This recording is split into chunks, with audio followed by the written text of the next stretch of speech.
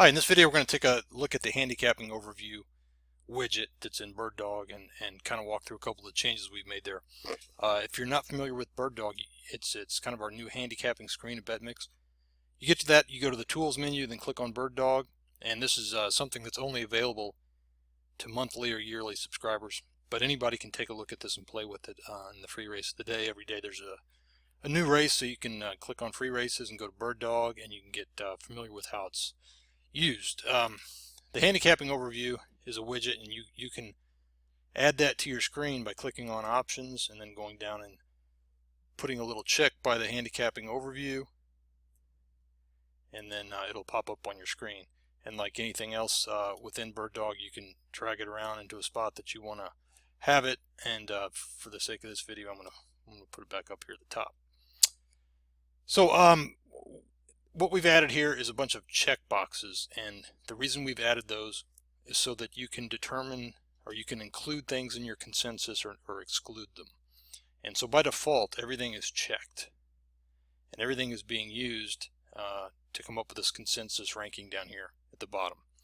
And just real briefly, the different sections we have the quick handicapping buttons, and so that's these correspond to these buttons up here. If I click top 10 here, this is going out and using the top 10 factors for the race and weighting them appropriately and giving you a ranking of 2, 7, 1, 9, etc. And then over here in the top 10 you'll see 2, 7, 1, 9. Now let me point this out real quick. You see this is 2, 1, 7 and this is 2, 7, 1. There's really, and that's because they're tied here. So these both have a score of 87.6, and over here it's got them ranked 1, 7 because it's just when it's a tie, it's using the post position order to break that tie. So in the factor group buttons, these are based on categories. So the speed category, it's just using speed factors, the pace factors, the earnings factors. Each one of these is only using speed. If I click on speed here and then go over down to the I can click on the speed tab and I can see which factors it's using and how it's weighting those. And these are determined by the importance of the factor, the rank of the factor. So the highest ranked factor within that group is best speed last 3. You can see that it's getting a much higher weighting than the 5th ranked factor, best speed and fast track. And overall, we have these signal strength icons here, and these determine, or these let you know which one of these are the most important. And that's based on the how highly ranked the factors are within that group. So if you look at trainer jockey, it's got no bars, so it's no good, and it just means that if I click on the trainer jockey tab down here, you can see that the highest ranked factor within that group is 14th, and so these are not very highly ranked factors overall. So it's saying don't pay too much attention to that. Clearly the speed, if I go back to speed, it's got the 1st, the 5th, the 8th, the 9th, so it's got a lot of highly ranked factors within that. And then something that might have 2 bars like form, over here it includes the best overall factor. Oh, excuse me, no it doesn't. It has the 2nd best factor and the 7th best factor. So this is really based on how many factors it has in the top 10 or 15 factors, and it kind of weights them that way and says, well, pay attention to speed, or don't pay attention to trainer jockey, pay a little bit of attention to form and pedigree. And then finally we have these other 2 sections. We have the score and the BirdDog, and score is based on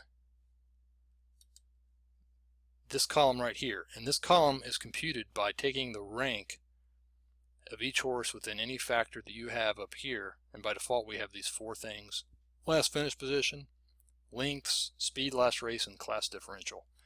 And that's the default score that's being used here. And you can watch another video about that and learn how to add other factors to that, but that's the default. And then the BirdDog analysis, I don't have the BirdDog on the screen right now, but that's easy to fix. Click on options, go down, click on BirdDog, click close, and now you see the BirdDog down here. And the BirdDog analysis, these rankings are derived from the BirdDog analysis using the top 10. So you see 2817 here, and then you see 2817 over here. And then finally the mix bot. Now that's something we've added recently, and we've just made a couple of changes to that. you have the most recent race, the most recent favorite, and a favorite is something that paid under $6. The winner paid under $6. A mid price, which is $6 to $15, and a long shot, which is something that paid over $15. And so what this does, using Mixmaker, it goes out and finds the most recent race, runs Mixmaker against it, takes that mix, and then comes back and applies it to this race. And it does that same thing for each one of the different categories here, for favorite, medium price, and long shot. And then what you want to look for, of course, in this MixBot is you want to find consistency. And so in this is a good example of a consistent Mixmaker look at this race. So in all four of these examples here, you know, the most recent, the most favorite, or most recent favorite, no matter how you look at it, it's always coming up with a 2, which is a very good sign that that is a pretty strong play for a race like this. Now again, the consensus is the combination of all of these different handicapping methods. It's going through and it's looking at all of them and giving you a comprehensive ranking based on everything up here. Now, what we've added is the option to use or not use something. And so by default, everything is checked. Now, if I uncheck everything, so nothing has a check here, there is no more consensus because nothing is being considered for the consensus. I can add them in one at a time. I can add a particular group, and to do that, if I wanted to add all of the MixBot stuff, I would just click the box next to MixBot, and it'll check all those for me. So now the consensus is completely based on just the MixBot. If I uncheck that and I want to look at just the factor groups, I check that, and now it's based completely on these options here. And so you can cherry pick which ones you want to use. You know, you can say, I really like the top 10, and I'm only going to use the best factor group, which would be the ones with the best signal strength over here. So this has got 4 green bars. I'm going to use that one, and I'm going to use Bird Dog, and I'm also going to use the most recent race for MixBot. So you can kind of come up with your own ways to combine these things if you want to. A lot of you have asked for that, and so we thought it would be pretty cool to add it in. And here it is. It's really simple kind of way to look at this. And for those of you who kind of rely on the quick handicapping buttons and the quick handicapping overview, this is gives you a little bit more control over that and lets you do a little bit of your own analysis and kind of pick the things that make sense, and maybe, you know, if you didn't want to include, you know, the obvious use of this would be, well, if this doesn't matter, then why use it in the consensus? And if this doesn't matter, let me get rid of that too.